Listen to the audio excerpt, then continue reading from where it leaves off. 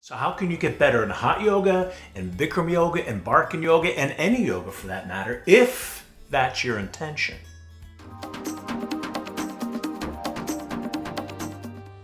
Hi everyone, welcome back to my channel. My name is Jimmy Barkan. I've been teaching hot yoga since 1981. In the first half of my career, I was known as Bikram's most senior teacher. If you're new to the channel, please consider subscribing, hit the notification bell, hit the like button anytime you're enjoying this video. So the reason why I say if your intention is to improve, because many times people don't have that intention to improve. They want to come in, stay in the moment, do their practice, roll up their mat and go home. They really don't have the ambition to improve. And we don't even have to use the word ambition. If your intention is to improve, then this video is for you. Now, if your intention is to improve and you follow my guidelines, this is the recipe for your improvement. I guarantee you will get better by following these guidelines. First thing you have to do is take inventory. You have to understand what part of your body is challenged, what part of your body is flexible, what side is more flexible. Right side hip, left side hip. Right side hamstring, left side hamstring. Right shoulder, left shoulder. And when you understand in terms of your body, in terms of the anatomy, not in terms of the posture, it's going to make a big difference. For example, standing head to knee. If your right side is more flexible than your left side, let's talk about that. Don't think that just that your right side is better. When you're bringing that right leg up in the air and standing head to knee, that right hamstring is more flexible. Now, the other posture that complements it is standing bow. These are the two most popular or marquee poses in the Barkan and Bikram world, in the hot yoga world.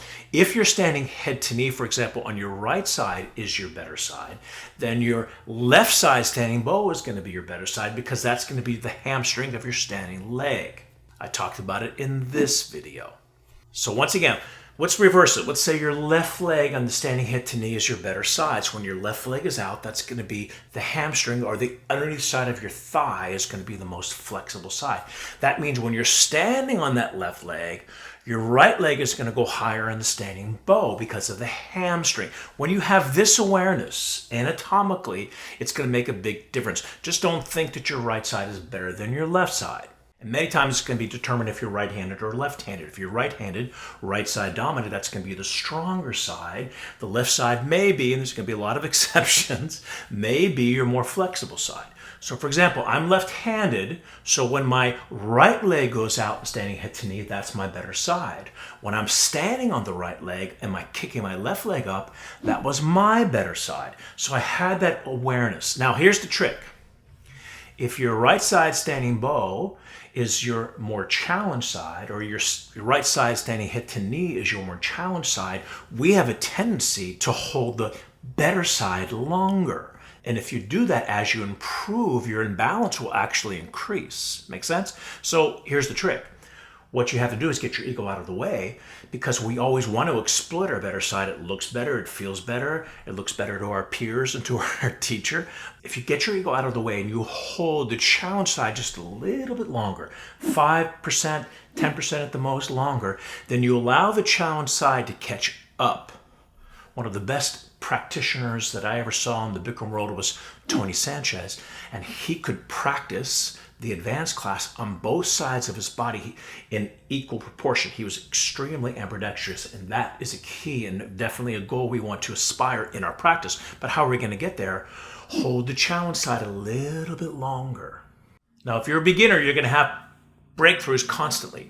You're going to see rapid improvement if you follow my guidelines. You're going to see rapid improvement as you get more intermediate, as you get more advanced, especially. Your breakthroughs are going to be longer. You're not going to see the rapid advancement that you saw when you were a beginner. So understand, as a beginner, you're going to see breakthroughs constantly. As you get more advanced, be patient, because you're peaking out. So now you've got to go just to that next centimeter, just to that next inch. It may take a little longer to get to the next plateau. Here's a great guideline, one of the first big ones, and that is, and this is your mantra, less in the beginning, more at the end. If you start to go all out at the very beginning of the pose, your body will shut down to protect itself. It's too much too soon. It's just like a massage. If you ever got a really, really deep massage and they go right down to the very deep area in the beginning, you're going to tighten up to protect your body. But if you slowly work your way down into that area, At least for me, I'll let the masseuse in. But if they go real fast in the beginning, I'm going to tighten up as a protection. Same thing in yoga. If you go too fast too soon, the body's going to tighten up to protect itself. So less in the beginning, more at the end. Therefore, you have to understand how to pace yourself. So let's talk about the standing bow, for example. What I see a lot of people, they get too caught up in the balance. They start going down into the position, they start to reach forward and kick backward, and they get to their full position and they just stay there. They're just happy that they can find the balance. Or they put too much attention on getting down into the pose. So they put 80% of their attention on getting down into the pose, and now when it's time for you to start to kick, the really best part is at the end, you're spent. You only have 10, 20% left in your tank.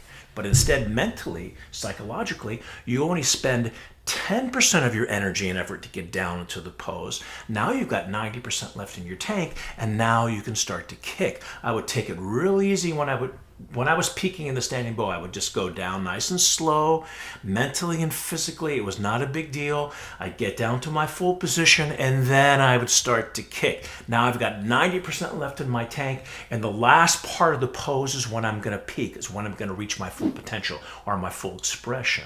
So here's a little personal side story. When I would go back to LA, obviously my teacher was Bikram Chowdhury, but my other teacher was Emmy Cleaves, and she taught me the advanced class.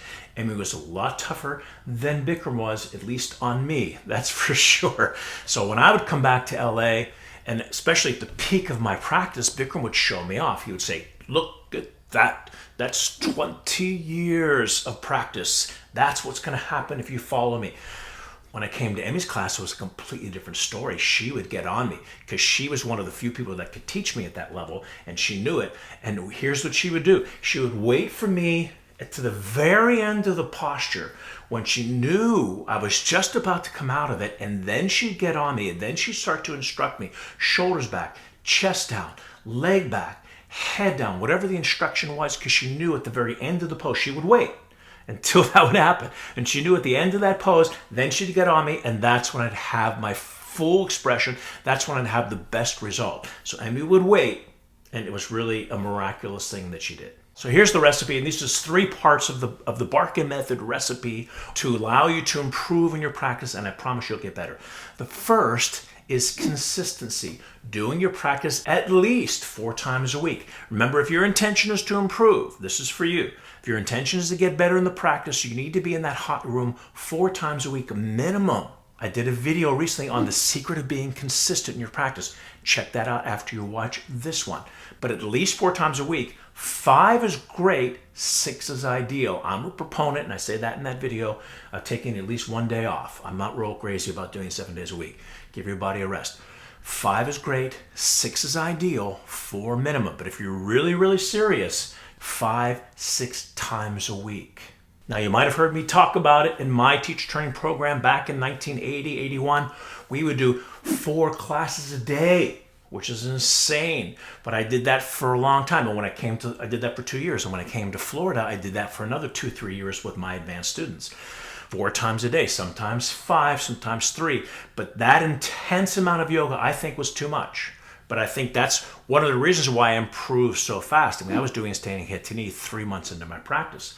I started doing the advanced class 6 months into my practice. So by the 5th year of doing 4 or 5 times a day, it was almost like doing 20 years because I was doing so much yoga. The bad part of that is it was abusive, and I hurt my body too much, and I don't recommend it. But the good part was I was able to break through much faster.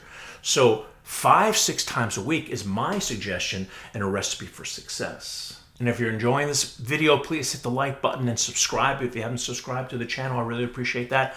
So consistency is 1.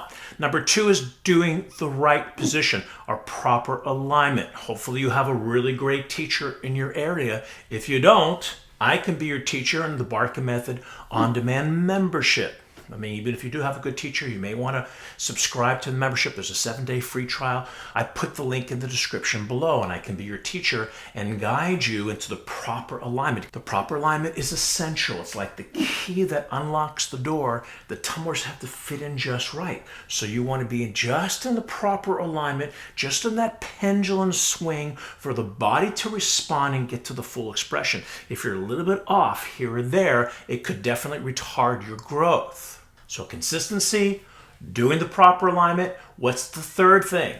The third guideline is putting forth your best effort as much as you possibly can. Now, obviously, if you're injured, that's a different story. If you're injured, you want to go into what I call healing mode. Check out this video. I did a whole video on what it's like to do yoga when you're injured.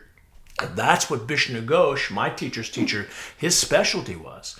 People in India didn't come to yoga class because they wanted to straighten their leg in the standing bow. They came because they were injured. That was the history of this particular type of yoga, was a healing modality. So if you're injured, you're going to do it differently. You're not going to be in fitness mode. You're going to be in healing mode. You're not going to be in normal mode. You're going to be in super awareness mode. And the breath is really important. Using the breath to help your body heal. But putting forth your best effort as much as you possibly can. So you put those 3 guidelines together. That's the recipe. A consistent practice, doing the proper position and alignment, and putting forth your best effort. If those 3 things are in line, then right now you're improving as fast as you possibly can. If you find that standing hip to knee isn't up to your standard, you'd like to do it better, or separate leg stretching, you wish you were going a little bit further, and these 3 things are in line, you're doing it 4 to 6 times a week, you're in the proper position and alignment, you're putting forth your best effort, then you're doing the perfect recipe, the perfect guideline to get you to your full expression. Then you have to understand that and relax. Don't make yourself wrong. If these 3 things are in place, you are on the right path. So let's sum it up. If you're a beginner, intermediate, advanced, super advanced, understand the plateaus are going to be different. The more advanced you are, the more you're gonna stay at that plateau for a little longer time. Understand your breakthroughs are going to be far in between. The beginner is going to break through like crazy. Less in the beginning, more at the end. Don't go too far too soon. I think that's the biggest issue for beginners. They go too far too soon. Less in the beginning, more at the end. You want to have more in your tank at the end of the pose. That's when you're going to reach your full expression. And the 3 guidelines. Consistency, doing at least, if you're serious, you should be at 5-6 days a week. 4 should be minimum. But if you're serious, let's say 5-6 days a week. Consistency in your practice, doing the proper position. Once again, if you're interested in exact alignment, I've got so many tutorials on YouTube, but also the membership. I can be your teacher now whenever you want, on demand. Again, the link is in the description below. And putting forth your best effort. Consistency, doing it the right way, putting forth your best effort. This is your recipe for success, and I promise you will get better in your hot yoga practice. So that's our episode for today. If you're new to the channel, please consider subscribing, hit the notification bell. You get notified when I post a new video. Hit the like button and share it with your friends. I thank you so much for watching, and I'll see you at the next video. Bye, guys.